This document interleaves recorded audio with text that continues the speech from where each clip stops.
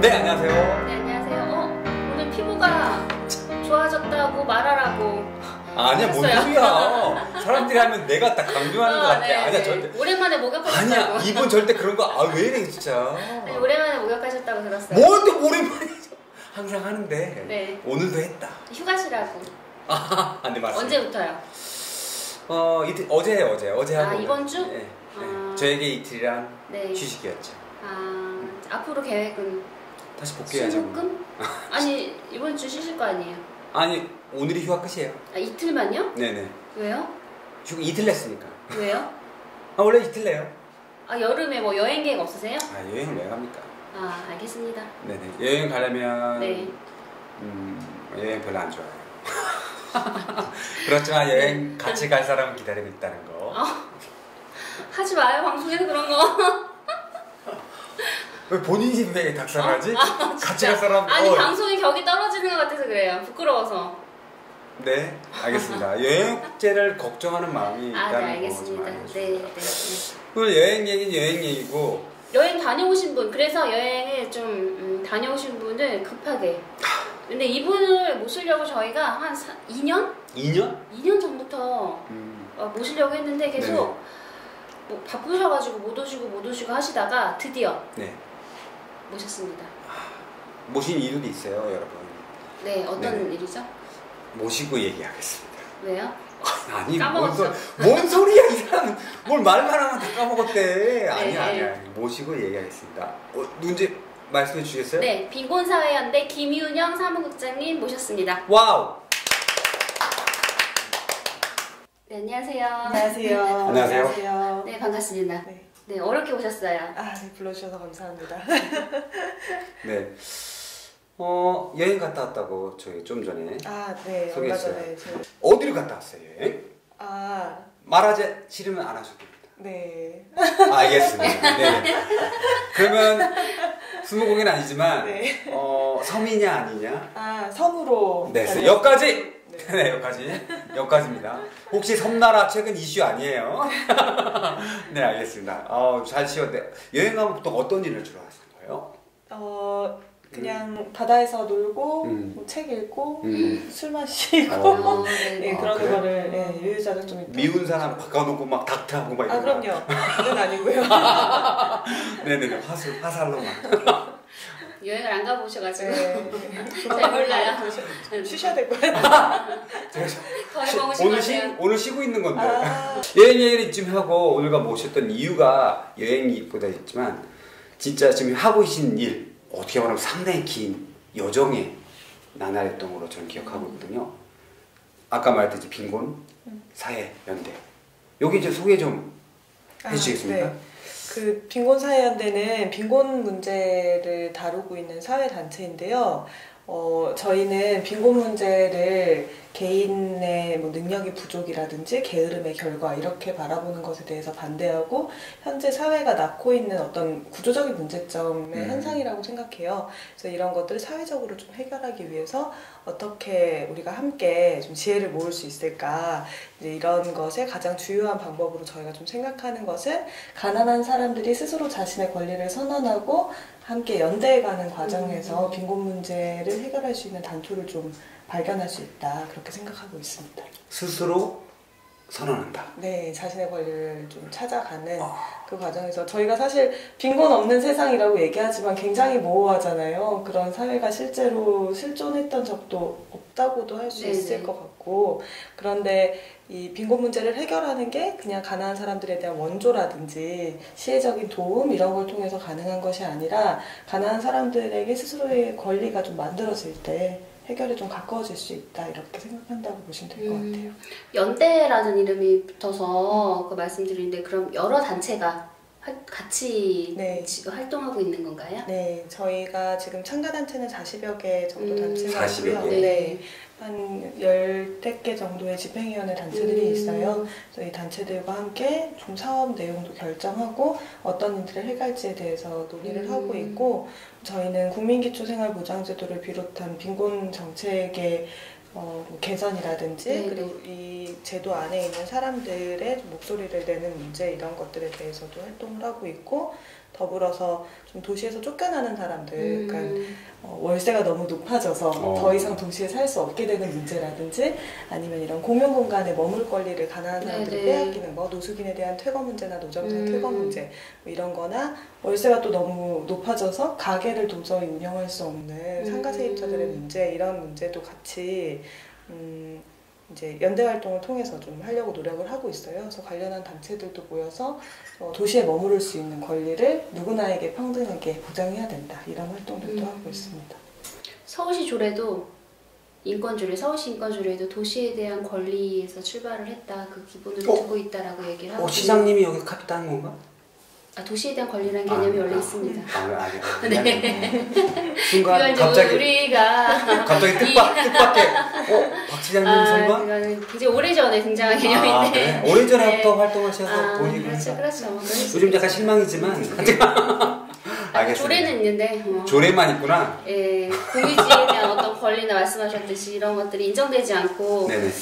사실 빈곤은 그쵸. 스스로 빈곤한 자들은 없잖아요. 그렇죠. 빈곤에 내몰려진 그 모든 사람이 속하지 않는 분들이 자꾸 더 커지고 있고 더 열악하게 되는 거니까 또 어떻게 빈곤의 문제에 대해서 관심을 가지시겠어요? 지금 여러분께서는 유동호, 양혜정과 복지 국가를 만드는 사람들 시즌2 보이는 라디오를 보고 계십니다. 제가 사회복지학과를 나오긴 했는데 공부를 진짜 안 해가지고 사실 사회복지학과 나왔다고 어디 가서 얘기는 잘 안 하거든요. 근데 그 학교를 다닐 때 노숙인 상담 동아리가 있었어요. 그래서 거리 상담하는 그 인권 동아리가 있어서 거기에서 활동을 했었고, 또 빈곤사회연대에서 진행을 하고 있는 그 반빈곤 연대 활동이라는 게 있거든요. 그래서 그 반빈곤 연대 활동에 참여를 이제 학생 때 했었죠. 그러면서 뭐 철거 지역이라든지 뭐 빈곤 현장이라든지 이런 곳에서 같이 활동을 좀 하면서 이런 일을 해보고 싶다 이렇게 생각을 하고 오게 된 것 같아요. 대학 때 이렇게 하셨어요? 저요? 네. 제가 대학 때 기억나는 빈곤은 표현 속의 긴 빈곤이라 이런 단어밖에 기억이 안 나죠. 요즘 사람 잘 못 알아들을 것 같아요. 네. 너무 올드. 근데 저는 왜 알아듣죠? 이거 편집해야 되는 거 아니에요? 저도 그런 반빈곤 아닙니다. 아니 그 어떤 뭐 집회를 가거나 뭐 전국 장애인 차별 철폐연대나 이런 데서 하시는 거 보면은 많이 그 발언도 하시고 하셨잖아요. 그래서 빈곤의 문제에 대해서 되게 오랫동안 활동해 오시는 걸 보면서, 그러니까 뭐 직접적으로 얘기한 건 아니고 그런 현장에서 봤을 때 저렇게 되게 열정적으로 변함없이 활동을 하시네. 왜 그렇게 하시게 됐지? 사회복지라는 걸 몰랐거든요. 그랬을 때 어떤 계기로 이렇게 하시고 계실까? 이런 궁금함은 있었어요. 근데 사회복지사라는 걸 알고 이번에 또 알게 된 계기가 있었거든요. 사회복지사인 걸. 그래서 알고 사회복지사들 중에 저런 분들 별로 없는데? 라고 사실 생각을 하고 네. 일말의 희망을 갖게 됐어요. 사회복지사. 네. 사회복지사고 일말의 희망이 됩니다. 약간 그런 희망이. 네네. 그렇죠. 개인의 의견임을. 괜찮나요? 네, 알겠습니다. 듣고 보면 그래도 그 활동의 중심에 보면 되게 세입자 문제라든가 이거 세입자 알잖아요. 막 나가라 막 파 올리고 막 그런 거 아픔 있고 쫓겨나는 거 집. 네. 자기 집 쫓겨나는 거. 네. 이거 네네. 거의 뭐 생존이잖아요, 생존. 자기 머물 곳이 없는데. 그래도 이런 거 보면 저 아마도 옆에 있어만 봐도 이렇게 마음이 아픈데 그래도 쉽지 않은 것 같거든요. 하다가 보면 약간 힘들 때 그런 거 없었습니까? 뭐 있죠. 네. 그냥 근데 저는 약간 이거는 저 혼자서 갖고 있는 좀 삶의 규칙 같은 건데. 규칙? 네. 너무 힘들 때까지는 안 한다. 그래서 진짜 도저히 안 되겠다 하면은 약간 조금 너무 이렇게 스스로를 너무 몰아붙이지 않으려고는 생각을 하는데, 전 주변 친구들한테도 그런 걸 좀 많이 권유하거든요. 그러니까 물론 우리가 조금 더 열심히 하면 이게 조금 더 좋지 않을까 이런 생각 때문에 항상 쫓길 수밖에 없는 좀 상황인데, 활동가들은 그런 생각에 너무 매달리다 보면 내가 못했다라는 생각도 너무 깊어지더라고요. 근데 그런 좌절을 너무 반복해서 겪다 보면 지속적으로 활동하기 좀 어렵기도 하고, 그러니까 사실 우리가 하는 일들의 굉장히 많은 부분은 실패와 실패의 연속인데 이게 우리가 막 3개월짜리, 6개월짜리 프로젝트를 하는 건 아니잖아요. 길게 좀 나은 방향으로 가기 위해서는 너무 지칠 때까지 스스로나 서로를 몰아붙이지 말자, 좀 그런 생각하면서 하고 있어요. 그러니까 적당히 포기하고 산다는 얘기죠. 어떤 면에서는 조금씩 포기도 하고, 하지만 멈추지는 않을 수 있도록 노력하는 게 좀 좋은 게 아닌가 생각해요. 감동 왔어요. 아, 진짜요? 네, 감동 왔어요. 그래서 어떤 결심을 하시게 됐어요? 어떤 결심이라고라도 네, 나는 너무 빨리 포기했다 이런 생각하지 않으셨어요? 포기하지만 당신가 이런 노래 너무 이런 건데 이것도 편집. 그래서 잊어버리기 위한 좋은 방법은 술을 좀 마시는 게 좋더라고요. 술술 풀려고. 네, 참고로 오늘 하고, 이거는 커피입니다. 커피입니다, 여러분. 캔 카페 커피라는 거 참고로 알려주십시오. 이 정도면 PPL 너무 많이 해주는 거 아닌가 싶긴 한데 시원한 커피 감사합니다. 그 기억에 남는 활동이 그래도 있을 것 같아요. 아무래도 최근에 물론 워낙 들리는 소식에 보면 족발집부터 여러 가지 사례가 있긴 하지만 그럼에도 역시 좀 나름대로 해결됐건 안 됐건 간에 기억나는 거 있으면 한 가지 좀 소개해 주실 수 있나요? 그 활동했었던 내용들 중에서요? 네네.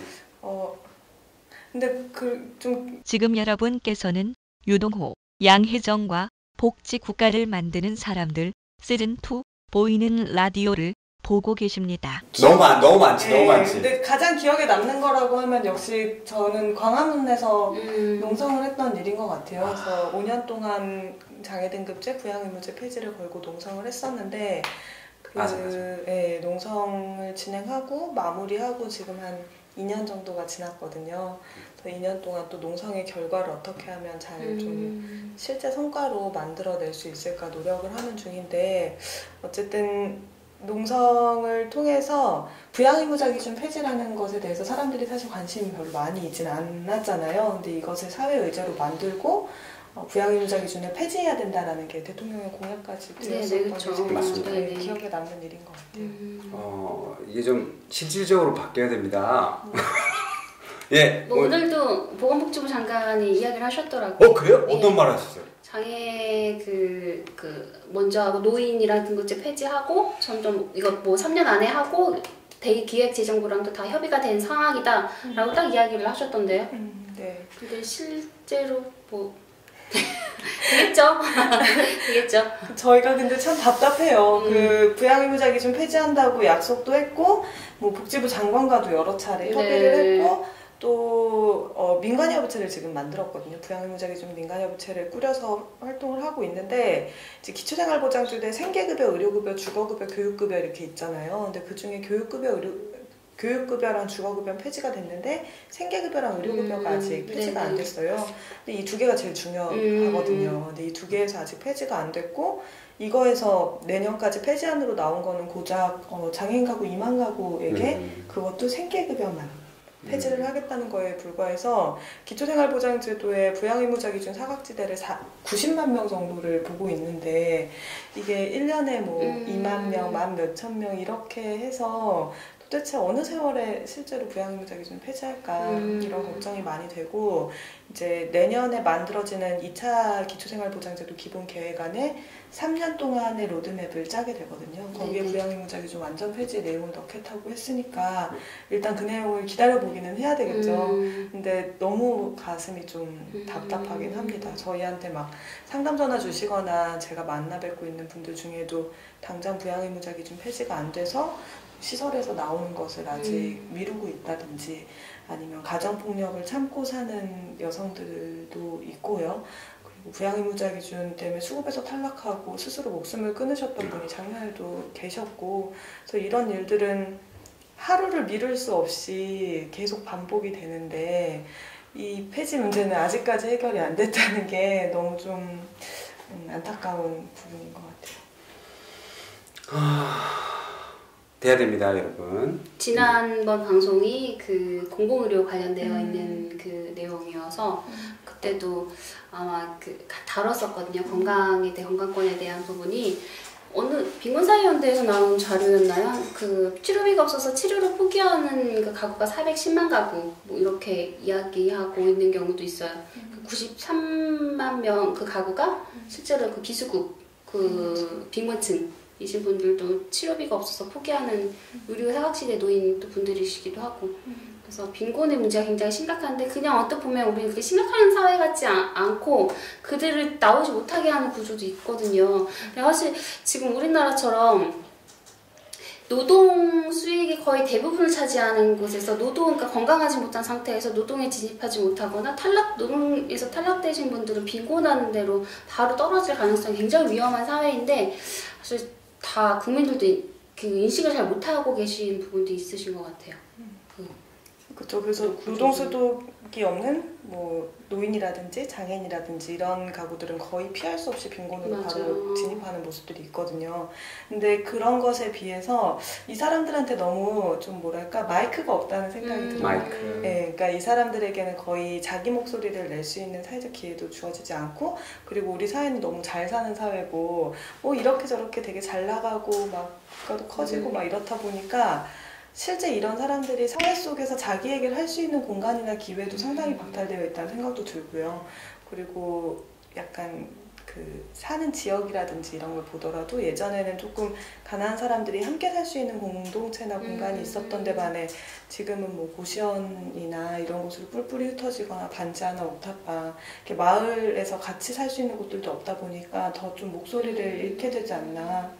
그래서 저희가 이제 수국가구 청년들이라든지 이런 분들을 만나면 절대 티를 안 내려고 노력을 많이 한다 그러더라고요. 사는 게 어려웠거나 뭐 힘들었던 점들 이런 것들에 대해서 말을 하기 시작하는 순간 아무에게도 공감받지 못하고 굉장히 이상한 얘기를 하는 사람 취급을 받는다는 거예요.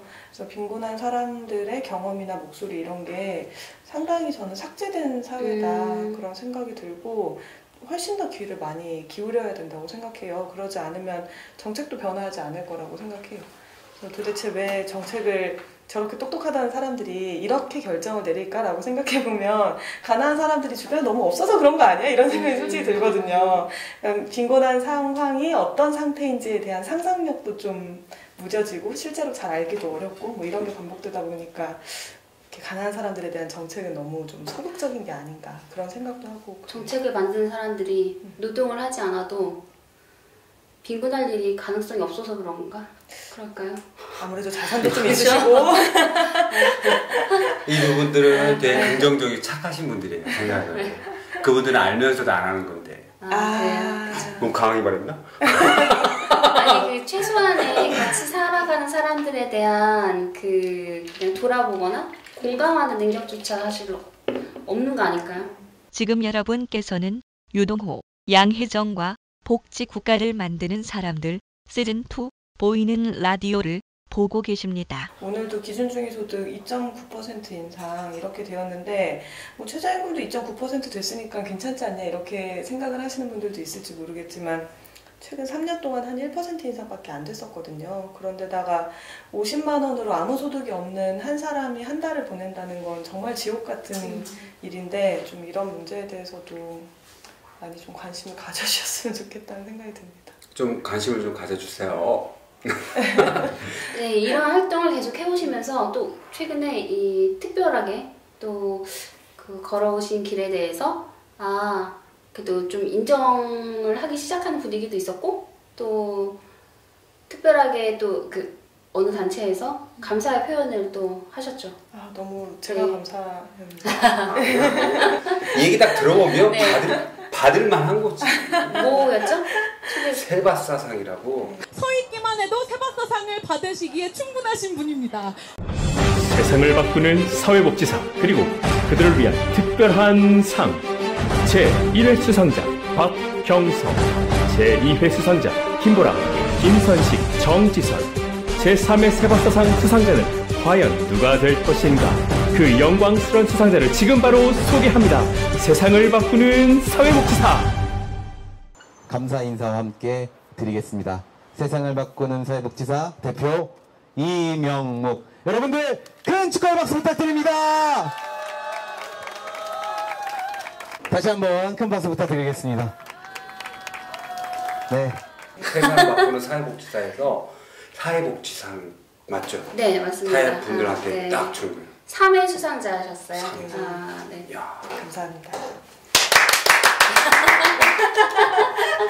만장일치로. 네네. 저 네. 건너편에 계신 PD님, 자기는 언제 만나 생각을 해주세요. 받을 줄 알았다고. 네네.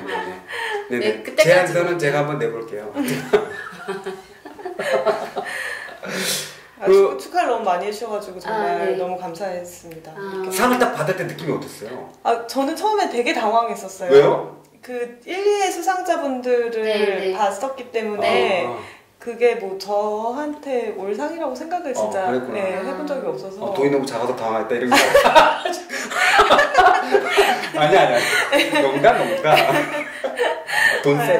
네. 정말 깜짝 놀랐어요. 1, 2회 아. 엄청난 분이었죠. 네. 아니 2회 때도 거론이 있었던 것 같기도 하고 기억이 제가 1, 2, 3회 때 다 이제 수상할 때 수상자 결정하는 회의에서 있었으니까. 실세였군요. 그럼요. 잊어주세요. 제출해도 안 될 것 같아. 네, 결정권을 이렇게 수많은 사람들이 결정을 한 명 갖고 가고. 그게 어딥니까? 네, 만장일치로. 그래요. 저도 그럴 것 같아요. 1회 이게 2년마다 네, 2년마다. 왔다고 네. 하는데 1회 거론될 때부터 2회 다시 또 그분들이 거의 결혼될 수 있을 정도로 쟁쟁한 후보가 있었지 않았나 싶었어요. 그렇죠.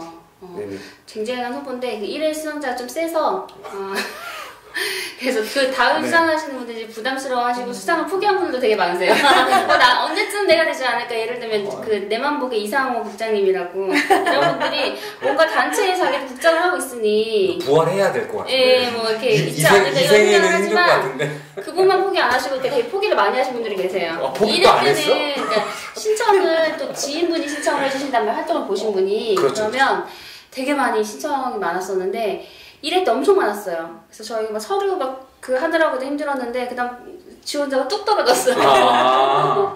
그럴 수 있어. 그런 엄격한 네네. 네, 노벨상과 어깨를 나란히 하는. 그렇죠. 네. 딱 봤을 때 많은 분들이 저거 뭐 축하도 받고 했지만 한편으로 보면 네. 이게 왠지 딱 왜 그런 거 있잖아. 영화 감독이 어떤 상을 딱 받았어요. 봉준호 감독 같은 분이랑 받았을 때 이거 계속 어떤 수준을 만들어야 된다는 부담감이 느끼거나 이러잖아요. 저는 안 받아서 잘 모르니까. 네. 근데 이미 해오신 것들이 있고 사실은 세상을 바꾸는 사회복지사잖아요. 저희 단체명이. 그렇죠. 거기 수상하시는 분들은 사회를 바꾼 사회복지사인 거예요. 이미. 네. 그 과정 중에 있으시기도 하지만 이미 바꿔온 것들이 있으시니까 네.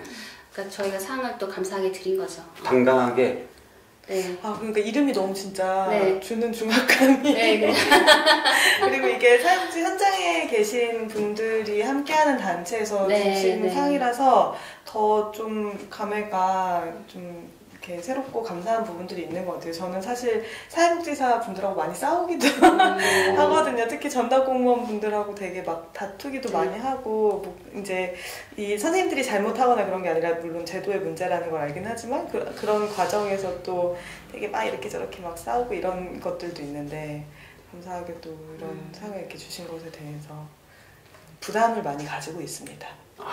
앞으로 상에 누가 되지 않게 잘 살아야겠다. 네. 이런 생각을 정말 많이 하고 있습니다. 사회복지사 분들한테도 현장에 계신 분들한테도 이제 한 말씀 해주셨으면 좋겠는 게 사회복지 이제 기관들이 굉장히 많은데 대부분이 사실 빈곤의 문제를 기본으로 갖고 계신 분들이 사실 그 복지관이든 뭐 시설이든 이런 서비스를 이용을 하시는 분들이시잖아요. 근데 실제로 어쨌든 그 분야별 그 이용하는 뭐 시민이 가지고 있는 특성별로 전문화를 추구하긴 하지만 공통적으로 빈곤의 문제에서 같이 대응하는 부분이 굉장히 약하다고 저는 생각을 하거든요. 그래서 어떻게 사회복지사들이 각 현장에서 일을 하고 있는 뭐 노인, 뭐 장애인, 뭐 여성이든 이런 그 분들과 같이 일을 하고 있는 사회복지사들이 좀 빈곤의 문제에 대해서 어떻게 좀 더 목소리를 내고 어떻게 관심을 가져야 되는지 대해서 말씀을 좀 해주셨으면 좋겠어요.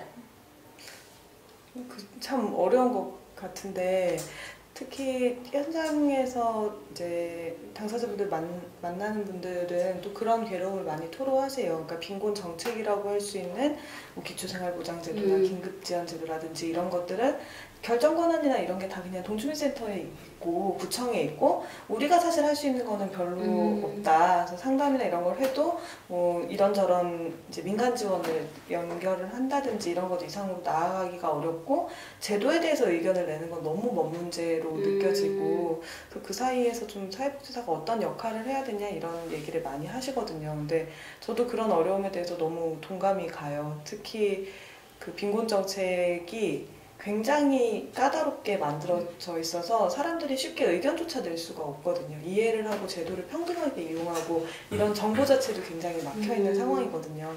그래서 저희는 그런 것도 되게 중요한 개선 과제로 생각을 하고 있는데 무엇보다 중요한 것은 이 빈곤 정책의 주인이 이것을 현재 이용하고 있는 사람들뿐만 아니라 빈곤에 빠질 수 있는 가능성이 있는 모든 사람이라는 것에 좀 기초하는 게 중요한 것 같아요.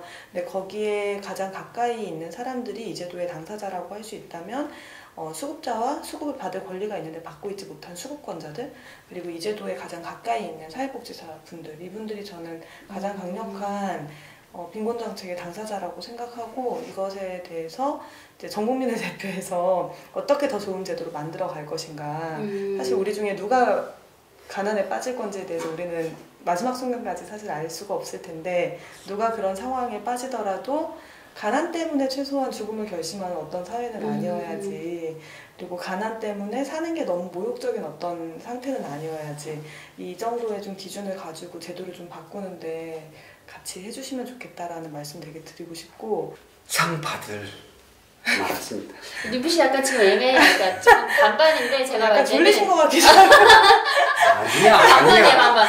제가 아니야 지금 사람이 아까 왜 그래 아니 이 사람 왜 그래 이거 아니 말씀하시는 거 들으면서 이런 반응이 나타날 때가 졸리거나 아니면 굉장히 아니라니까. 푹 받아서 되게 존경의 눈빛을 보낼 때 그런 눈빛이 둘 중인데 오늘 지금 잠깐 애매한 거예요 제가. 뭘 또 애매해. 처음에 좀 되게 멋있다 항상 이런 경계를 존경의 경계한다. 눈빛이 뭔 있었는데 소리야. 계속 알겠어요. 좀 시간 많이 갔다고 그래요? 앞에서 시간 네. 많이 갔다 그래. 네, 시간 많이 갔다고 알겠습니다. 했습니다. 네. 네. 그럼 좀 더 많은 사람들이 함께 목소리를 내면 그 빈곤사회연대가 더 목소리가 더 커질 수 있는 여지가 있잖아요.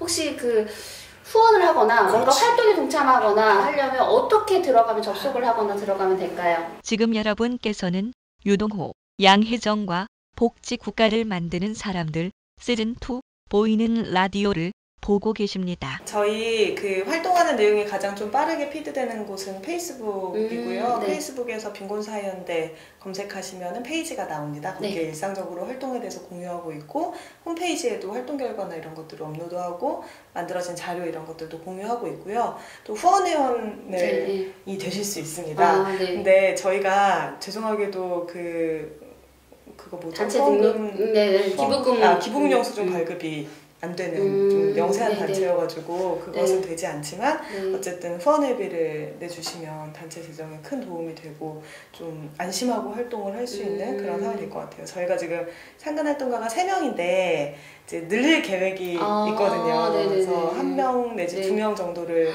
올해까지 꼭 더 이렇게 좀 해서 더 많이 활동을 하고 싶다 그 생각을 하고 있는데 재정 여건은 지금 허락되는 상황은 아니에요.